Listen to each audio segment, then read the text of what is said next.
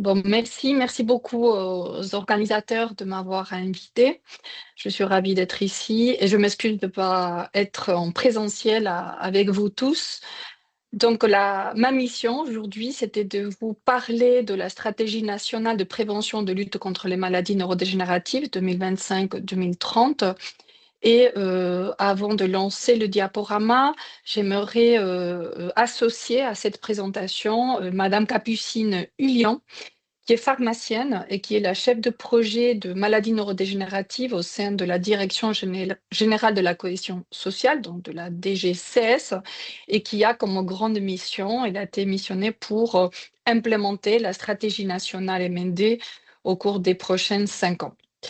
Bon, voilà, donc je vous propose d'abord de faire un contexte général, un peu d'historique, d'où vient cette stratégie, et après vous montrer quelques mesures, pas toutes, hein, parce qu'on n'a pas le temps, mais voilà, et après avoir un temps de discussion si, voilà, si vous le souhaitez.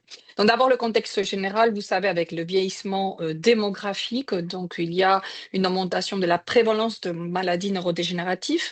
Donc déjà en France, presque, et même je dirais maintenant plus d'1 million, 1,5 million de personnes sont concernées par ces maladies neurodégénératives. Je vous rappelle qu'il y a les maladies neurocognitives, comme la maladie d'Alzheimer, qui est la plus fréquente, mais aussi la maladie à cause de Lewy, la dégénérescence frontotemporale, les maladies neurocognitives d'origine vasculaire qui touchent aujourd'hui 1,2 million patients en France.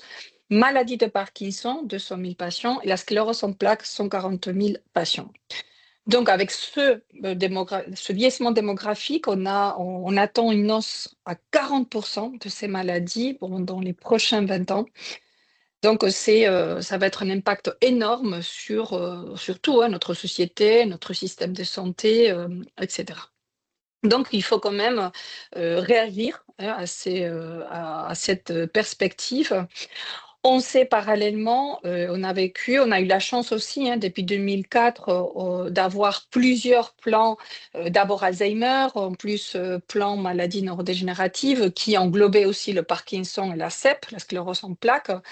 Il y a eu cette feuille de route 2021-2022 qui finalement n'a pas abouti pour différentes raisons, hein, notamment politiques. Et enfin, les DAC, les directions d'administration centrale, donc, on proposait de travailler sur une nouvelle stratégie nationale maladie neurodégénérative sur la période 2025-2030. Et donc, pour faire je continue avec l'historique, il y a une phase de concertation qui a été lancée en septembre 2023. Donc, par rapport aux autres plans Alzheimer, plan maladie neurodégénérative, la nouveauté cette fois-ci, c'est que pour la première fois, il y a eu 3 ministères engagés, pas que le ministère de Santé, il y a eu aussi le ministère d'autonomie et de l'handicap, et aussi le ministère de l'enseignement, de la recherche. Et donc, avec ces directions d'administration centrale, pas que la DGES, aussi la DGCS, la DGRI, donc de recherche et d'innovation, et qui ont piloté notamment par le ministère de l'Autonomie. Et en effet, aujourd'hui, la stratégie va être pilotée par le ministère de l'Autonomie et donc par la DGCS. Et donc, ils ont lancé cette phase de concertation entre septembre 2023 et janvier 2024. Moi, j'ai été missionnée à côté de mes collègues, le professeur Étienne Hirsch pour la recherche et les professeurs Florence Pasquier de Lille, neurologue. Tous les trois, on était missionnés personnalités qualifiées pour accompagner nos tutelles à cette phase de concertation pour la stratégie. Et donc, pendant ces mois-là, entre septembre 2023 et janvier 2024, on a eu plusieurs ateliers, plusieurs réunions, tout en visio, sur 5 grandes thématiques. Bien sûr, les maladies neurocognitives, le Parkinson, la sclérose en plaques, et des réunions, des ateliers un peu plus transversaux sur les enjeux transverses comme les aidants, le sujet jeune et la recherche. Et si vous voulez, ça a été une mobilisation assez forte parce qu'il y a plus de 200 personnes qui ont participé et pas que de professionnels de santé, des tout horizons, hein, sanitaires, du médico-social, pas que des médecins, de tous les professionnels à un moment donné qui sont impliqués dans la prise en charge, prise en soin de ces patients. Et comme je vous dis, ça a été plus de 200 personnes. Donc, je remercie parce que c'est grâce à cette phase de concertation qu'on a pu aboutir à pas mal des mesures aujourd'hui.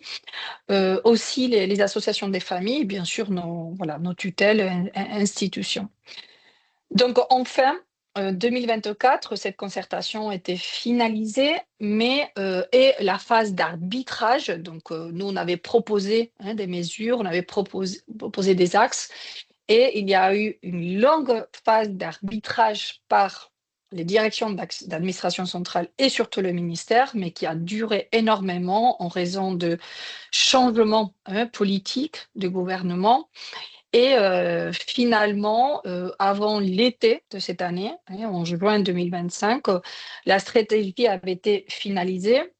Il y avait quelques points arbitrés, quelques négociations.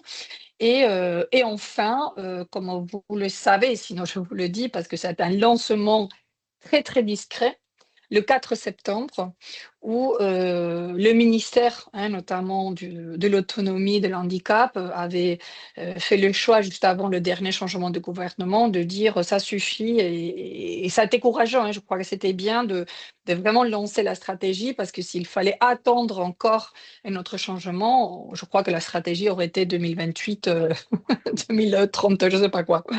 Donc voilà, donc enfin, on a eu ce dossier de presse que vous pouvez télécharger et lire. Et pour vous dire que c'est une stratégie qui est composée des 6 axes stratégiques et des 37 mesures. Comme j'ai dit tout à l'heure, je ne vais pas pouvoir vous présenter toutes les mesures. J'ai choisi quelques-uns qui peuvent nous parler plus, surtout pour ceux qui nous sommes des professionnels du terrain. Mais à savoir qu'il y a encore beaucoup plus des mesures. Il y a 6 axes, donc 6 grands chapitres, donc informer, échanger le regard de la société, même des patients aussi. L'axe 2, c'est sur la prévention et le repérage le plus tôt possible. L'axe 3, améliorer la prise en charge, le soutien des aidants. L'axe 4, renforcer de la prise en charge domiciliaire. Là, je m'arrête une minute parce que c'était une idée qui a été forte pendant la phase de concertation, en disant il faut vraiment renforcer le domaine, puisque jusqu'à présent, il y avait beaucoup d'efforts voilà, et d'expertises qui étaient à l'hôpital, qui étaient au NEHPAD aussi, mais qu'il fallait vraiment, vraiment, vraiment apporter l'expertise au plus près des patients, de leurs familles, du soin premier, et donc à domicile. Et ça t'est, voilà, vous voulez que ça t'ait quelques idées qui est ressorti très fort de la concertation. L'axe 5, donc répondre aux besoins complexes en établissement, notamment les EHPAD. Et l'axe 6, c'est tout ce qui touchait la recherche et l'innovation. Donc là, je ne vais pas en parler tout à l'heure, mais je dis déjà que pour la thématique de recherche, nous avons demandé, le groupe de travail piloté par le professeur Étienne Hirsch, d'avoir un appel à projet sur le PEPR, que c'est comme voilà, c'est l'appel à projet le plus important au niveau ministériel, au niveau au-delà de PHRC, des PREPS. Et, euh, et donc, il y avait différentes thématiques, le cardiovasculaire, la génétique, et la maladie neurodégénérative a été un des appels qu'on a mis sur la table, et que finalement, il a été retenu. Donc, c'est le PEPR Prodrome, où je ne rentre pas dans le détail, mais on a eu un gros financement pour, au niveau recherche, pouvoir étudier les formes prodromales, les formes très précoces des différents cohortes existants en France, et de pouvoir étudier les patients qui ont un stade près même symptomatique de la maladie d'Alzheimer, des autres maladies neurodégénératives, et chercher des nouveaux biomarqueurs, de nouvelles pistes physiopathologiques, parce qu'on ne comprend pas pour l'instant, et aussi de pouvoir identifier les personnes qui ont un risque d'avoir une maladie neurodégénérative et savoir à quel moment ils vont convertir, Et par l'étude de ces nouveaux biomarqueurs, de ces nouveaux biomarqueurs liés à la physiopathologie, d'étudier des nouvelles cibles thérapeutiques pour avoir des nouveaux traitements. Donc voilà, ça c'était une parenthèse pour l'axe 6, parce que je ne reviendrai pas tout à l'heure. Donc maintenant, je rentre dans quelques exemples. Sur l'axe 1, informer, changer le regard, de lutter contre les stigmatisations de ces maladies. Bon, une victoire, parce qu'on peut dire que c'est une victoire, ça a été finalement que la stratégie, notamment avec la direction de la délégation à la sécurité routière, en associant les sociétés savantes, donc la SFGV, la Fédération des centres mémoire, et aussi l'association, le collège de médecine générale et l'association des médecins agréés de la France. Donc, vous savez, je ne sais pas si vous vous souvenez, ou vous savez, sur cette fameux arrêté de 2022 où on avait publié, la DSR, que devant tout diagnostic précoce, et quel que ce soit les stades de maladie neurocognitive, l'arrêt du permis conduire était automatique. Et c'est là où les associations, les sociétés savantes, non, nous nous sommes mobilisés pour élaborer des recommandations. Et finalement, dans le cadre avec plusieurs allers-retours et négociations et réunions, finalement, la DSR, la Délégation de la Société routière du ministère de l'Intérieur, a publié des nouvelles recommandations basées sur les nôtres, où on a le feu vert pour que chaque patient en stade léger, et même prodromal, ou même très précoce d'une maladie neurocognitive, ait le droit d'avoir une évaluation personnalisée pour l'évaluation, l'aptitude à la conduite automobile. Donc, je vous invite à aller soit sur le site de la CFGG, sur le site de la Fédération de centres mémoire. Vous pouvez télécharger gratuitement ces recommandations avec des algorithmes pour à la fois destinés pour des spécialistes en consultation mémoire, en consultation de gériatrie, pour les psychiatres, les neurologues, les gériatres, pour le médecin généraliste et aussi pour le médecin agrégé. Donc ça, c'était une mesure qu'on est assez satisfait du résultat. Autre mesure, c'était aussi avec l'idée de diagnostiquer plus précocement, mais aussi de pouvoir apporter de l'expertise au plus près du patient au domicile, mais aussi en EHPAD. Nous avions beaucoup défendu auprès de la DGES le rôle complémentaire des infirmières, soit par des IPA, soit par des infirmières lors du protocole des coopérations nationales maladie d'Alzheimer et maladies apparentées.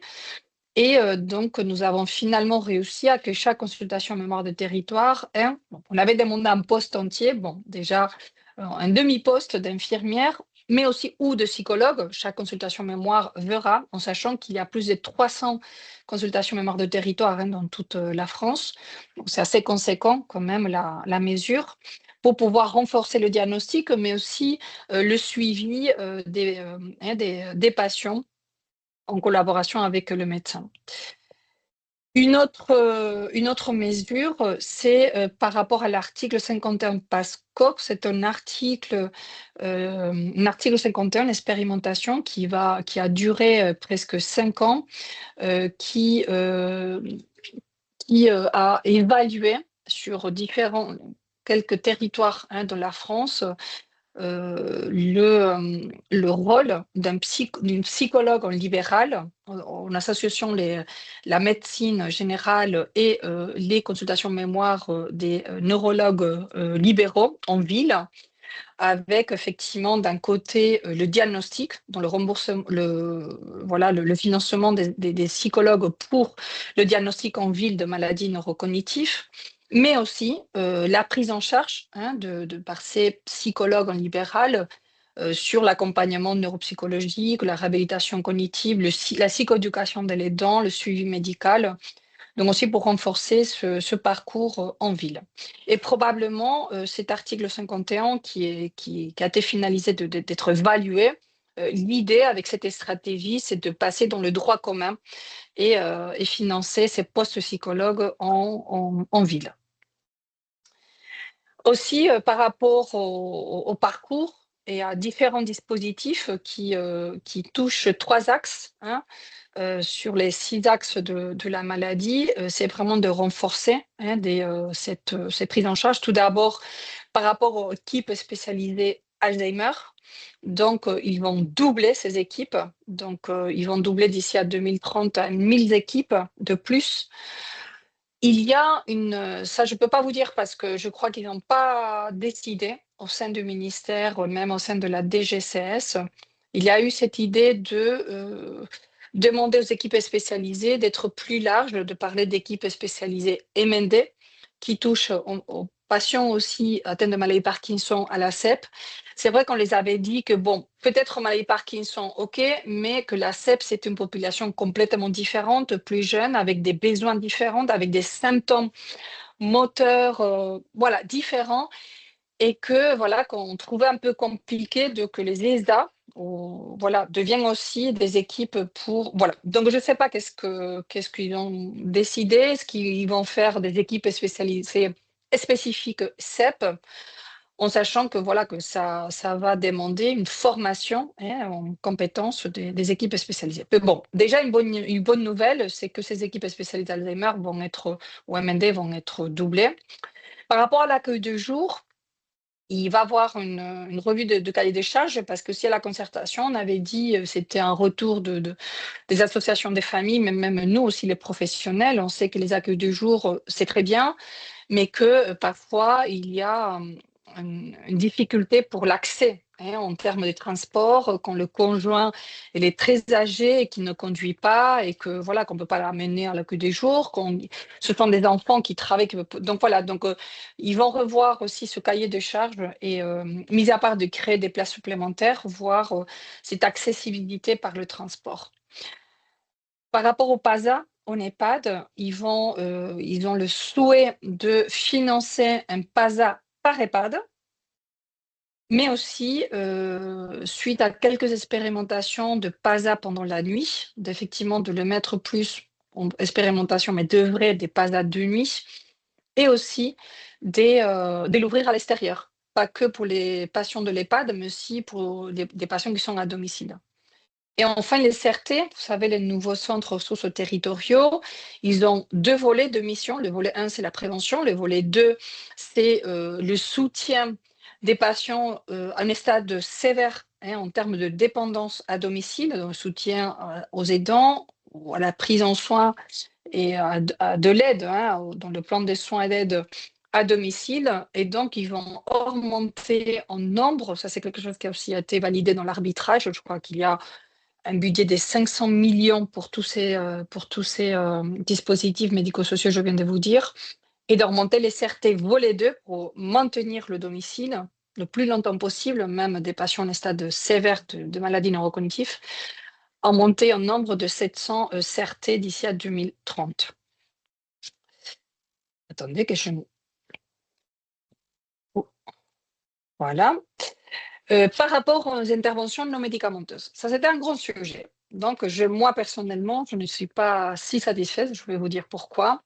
Parce que lors de nos négociations avec la DGCS, hein, notamment, et le ministère, on les avait dit, écoutez, vous nous avez déprivé des anticholestérasiques, ça fait déjà pas mal des années, en disant qu'on pouvait économiser jusqu'à 80 millions d'euros par année parce que afin de les déployer, implémenter sur des interventions non médicamenteuses comme la musicothérapie.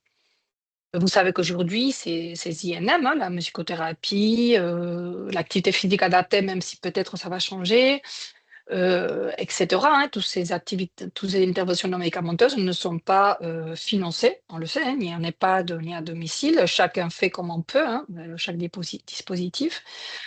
Et en plus, les immunothérapies n'ont pas été autorisées par notre HAS, hein, en France.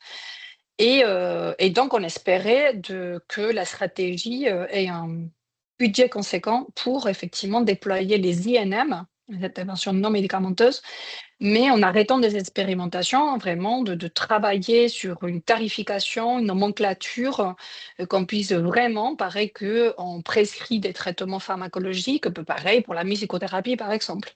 Et donc nous avons dit les INM qui ont démontré vraiment les preuves scientifiques comme la musicothérapie, l'activité physique adaptée et la formation, psychoéducation des aidants professionnels et familiaux, de pouvoir voilà, vraiment mettre un budget pour ça. Finalement, les dernières nouvelles qu'on a eues, c'est que non, il y a un budget très, très court. Bon, on est en train de reparler avec ça, de ce sujet. Je ne peux pas vous dire si effectivement il va y avoir une expérimentation, peut-être sur quelques EHPAD, quelques domiciles type article 51, bon, je ne sais pas, mais que vous sachiez on a beaucoup discuté pour voilà, qu'on puisse vraiment déployer. Donc, quelque chose de certain, c'est que, parce que c'est une mesure qui ne coûte pas du tout, c'est que, comme vous le savez, l'INM, l'intervention non médicamenteuse qui a prouvé plus, hein, scientifiquement, c'est pas la musicothérapie, c'est pas l'activité physique adaptée, c'est pas l'aromathérapie, c'est pas la stimulation cognitive, c'est vraiment la formation, la psychoéducation des professionnels de santé, soit en EHPAD, soit à domicile. Là, on a plein des articles, des études bien faites, et aussi des aidants familiaux.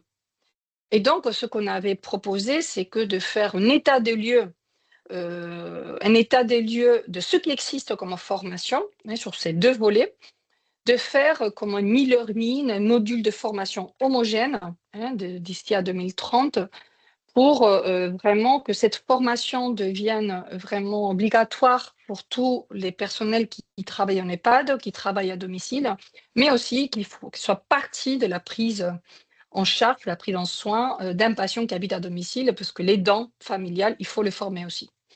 Donc ça, on va le faire. Voilà, ça c'est quelque chose parce que c'est pas cher, mais on le fera. Et après, dans ce cadre-là de formation, de soutien aux aidants, il y a aussi un souhait d'augmenter le nombre de plateformes d'accompagnement de répit pour les aidants. Une autre mesure touchant les personnes jeunes, vous savez, les personnes jeunes atteintes d'une maladie d'Alzheimer précoce, des 50 ans, 60 ans, 65 ans, d'une dégénérescence lobale frontotemporale, sont les plus fréquents.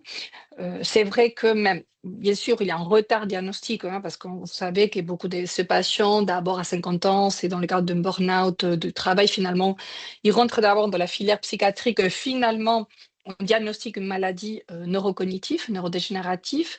C'est vrai que le moment diagnostic, une fois qu'on diagnostique, ça, on le sait faire, même si parfois c'est avec du retard.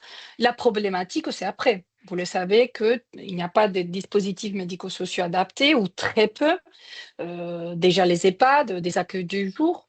Donc, nous avions demandé vraiment qu'il y ait une réflexion sur une offre d'hébergement adaptée à ces patients très jeunes, soit en EHPAD, soit en accueil du jour, soit un autre type d'hébergement adapté. Et donc, voilà. Donc, normalement, la DGCS, voilà, c'est quelque chose qui vont y travailler. Aussi, une autre mesure, c'est la création d'une équipe mobile hospitalière qui va se déplacer à domicile et qui va renforcer le suivi et la prise en soin des troubles du comportement. Vous savez que chez la personne jeune, donc, ces symptômes psychocomportementaux sont extrêmement difficiles de gérer. Et donc, encore une fois, de pouvoir apporter plus près des patients l'expertise. Donc, la création des équipes mobiles hospitalières attachées au CM2R, aux consultations mémoire hospitalier qui vont pouvoir se déplacer à domicile. Une dernière mesure, parce qu'on n'a pas de temps, ce sont les UCC, les unités cognitivo-comportementales. Il y a quelques départements qui n'ont pas encore des UCC, donc il y a le souhait que chaque département ait une UCC. Et après, il y a le nouveau cahier de charges qui vient de sortir, donc où il y a le groupe de la Fédération de Centre Mémoire, le SFGG, qui ont participé, 4 collègues à nous, et où il y a un point rouge sur le financement. Je ne rentre pas dans le détail, mais qui est sujet de négociation encore avec la DGES. Parce que je vous donne un exemple, dans ce cahier du CC, l'UCC rentre dans le cahier de charges SMR. Et on avait demandé une SMR spécifique UCC, dont ça n'a pas été accepté. Mais le problème, c'est qu'ils n'ont pas tenu en compte la spécificité des UCC parce que dans le cahier de charges de CMR, ils parlent de 2 heures de réadaptation, de réhabilitation. Bien sûr, les ergots cotent, les kinés cotent aussi, mais à l'UCC, la réhabilitation des symptômes psychocomportementaux, on est d'accord, c'est réalisé par des ASV, par des aides-soignantes qui vont faire des activités occupationnelles qui ne cotent pas des actes. Vous voyez, donc il y a un déséquilibre avec le financement. Donc en janvier, on a une réunion avec la DGS pour pouvoir pallier ce problème, parce que sinon les UCC vont être confrontés à des problèmes financiers. Et pour finaliser, vous pouvez vous demander, OK, maintenant, qu'est-ce qui se passe? Bon, ce qui se passe, c'est maintenant, c'est la DGSS qui va piloter l'implémentation d'ici à 5 ans. Ils vont constituer, comme d'habitude, le comité scientifique, je ne sais pas, le comité de pilotage, le comité stratégique, tous ces comités-là qui vont organiser nos politiques. Mais l'idée, c'est que aussi, nous, les experts, surtout les personnes qui ont participé à ces concertations, nous avons insisté à qu'on puisse être, comme on dit, associés à l'implémentation de chaque mesure, parce que maintenant, chaque mesure va être bien organisée avec des échelons, des indicateurs, avec un budget précis d'ici à 2030, dans l'implémentation des INM, l'implémentation, vous voyez, de toutes ces mesures. Et donc, nous avons vraiment insisté à que nous, les gens du terrain, puissent aussi être associés pour vraiment que nos politiques soient mieux accompagnées, voilà, et qui répondent vraiment d'une façon opérationnelle aux besoins de nos patients, de nos familles et de nous professionnels. Merci beaucoup.